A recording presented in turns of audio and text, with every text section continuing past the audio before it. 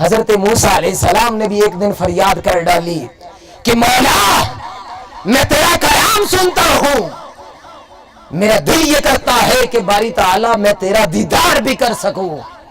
رب تعالیٰ فرماتے ہیں کہ موسیٰ تو میرا دیدار نہیں کر سکتا، لن ترانی، تو مجھے نہیں دیکھ سکتا۔ یہ نہیں فرمایا کہ موسیٰ مجھے کوئی بھی نہیں دیکھ سکتا، بات قابل غور ہے۔ یہ نہیں فرمایا کہ موسیٰ مجھے کوئی بھی نہیں دیکھ سکتا، بلکہ فرمایا لن ترانی، اے موسیٰ تو مجھے نہیں دیکھ سکتا۔ اس کا مطلب یہ ہوا کہ اس کائنات کے اندر کوئی ہوگا جو میرا دیدار کر سکے، اور وہ میرا مصطفیٰ محمد الرسول اللہ ہوں گے۔ حضرت موسیٰ نے التجا کی کہ باری تعالیٰ میں تمہیں دیکھنا چاہتا ہوں۔ اللہ پاک نے فرمایا کہ لن ترانی، تو مجھے نہیں دیکھ سکتا۔ اب ادھر اللہ فرما رہا ہے کہ محبوب ہم نے آپ کو گواہ بنا کر بھیجا۔ محبوب اس دنیا کے اندر کسی کی یہ طاقت نہیں کہ وہ میرا دیدار کر سکے، اس دنیا کے اندر کسی کے اندر اتنی تاب نہیں کہ وہ میرا دیدار کر سکے۔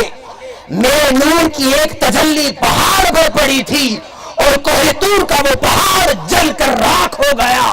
محبوب اس دنیا کے اندر کوئی ایسا نہیں جو میرا نور دیکھ سکے، میرا دیدار کر سکے، میری زیارت کر سکے۔ ہم مولا کی بارگاہ میں التجا کرتے ہیں، مولا تو کہتا ہے، تو فرماتا ہے کہ میرا نور ہے، اللہ نور السماوات والارض، اللہ کا ہی نور ہے آسمانوں اور زمین کے اندر۔ باری تعالیٰ تیری یہ شان ہے، تو فرماتا ہے کہ نحن اقرب الیہ من حبل الورید، تو لوگوں کی شہرگ سے قریب رہتا ہے، لیکن باری تعالیٰ تیرا دیدار کرنا چاہتے ہیں۔